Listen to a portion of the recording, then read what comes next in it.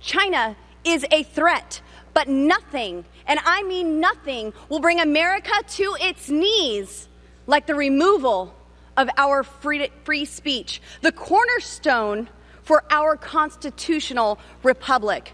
America without free speech is like a phone without a charger. It's only a matter of time before it dies.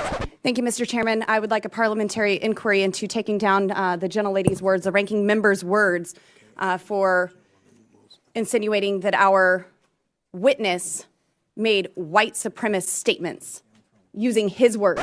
If it's starting to feel like an everyday occurrence that we are back here with the Midas Mighty discussing another Democrat bodying Lauren Boebert in front of the world's eyes, well, it's because it keeps happening. And while it remains must-see viewing, we're going to have to keep going. Today, the Colorado Republican was up in arms that comments made by a Republican witness were described as white supremacist views by Democrat Cori Bush. So in her retort, Cori Bush decided to repeat past comments made by the Republican witness and allowed the audience to decipher whether they felt it merited being described as white supremacist views. And I think our audience should do the same. So, do you think this merits being described as white supremacist views? Thank you, Mr. Chairman. I would like a parliamentary inquiry into taking down the gentlelady's words, the ranking member's words, for insinuating that our witness made white supremacist statements using his words.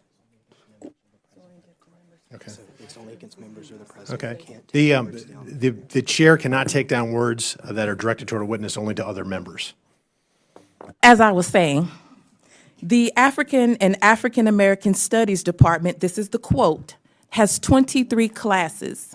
In many of these classes, African culture is presented not as inferior to Western culture, but as on equal footing with it. In other departments, the same is done with Latin American, Indian, and American Indian culture, end quote. When confronted about these views over 2 decades later, rather than disavow them, he doubled down on this narrative saying, quote, "It has nothing to do with skin color. I was arguing that those cultures overall are inferior to Western culture." Yeah, and to no surprise, Lauren Boebert doesn't. The continuously impressive Cori Bush reminded Lauren Boebert of ongoing efforts made by Democrats to condemn white supremacy in all forms. To Western culture. We are not inferior to any culture, speaking as a descendant of one of those cultures. This is the witness the Republicans invited to discuss issues of energy security. He came here to promote fossil fuels, which we know are disproportionately harming and killing Black and brown people. Last week, I joined Ranking Member Raskin and all of my Democratic oversight colleagues in calling on oversight Republicans to denounce white nationalism and denounce white supremacy in all its forms. Not one single Republican joined us. So I ask again today, will my Republican colleagues condemn white supremacy and work with us to ensure this committee engages in advancing good and reducing harm rather than perpetuating it?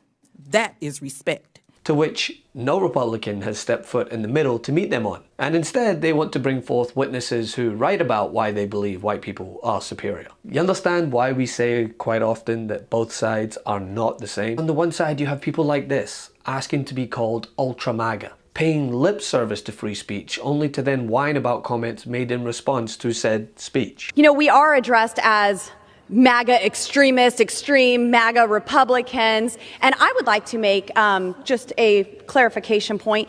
It's ultra MAGA. Yet the gentlelady from Colorado said, if I understood it correctly, that she would continue with her deliberate mispronunciation of the name of our party in its adjectival form. And by the way, she took the opportunity to raise the whole question of MAGA, which I had not mentioned, and she said, and when you call me MAGA, don't call me MAGA, call me ultra MAGA. And I certainly will be able to honor her wishes in the future as she chooses to be described as ultra MAGA. Meanwhile, Democrats, as they continue to prove, well, they're just not in the same league. To uphold the Constitution, that's why people go to court and they swear an oath to tell the truth. Now, they take their shocking nihilism about what's true and what's false, and they convert it to this entire Congress. And it all starts, of course, with January 6th. and before that, the presidential election.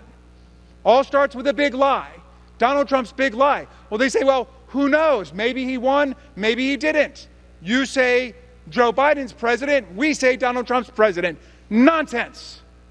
60 federal and state courts rejected every claim of electoral fraud and corruption that they put forward. 60 federal and state courts rejected every claim. They don't have a single court that ever ruled in their favor.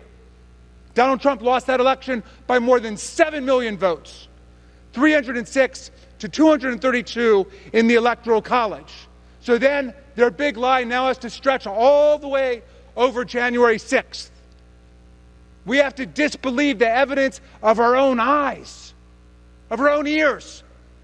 We saw them come and descend upon this chamber, this Congress, wounding and injuring 150 of our police officers, breaking people's noses, breaking people's fingers, putting people in the hospital. And already they're back on the news with big lies saying, no, it was a tourist visit. Like these real tourists up here who have to come and watch representatives in the United States Congress say there's no difference between truth and lies.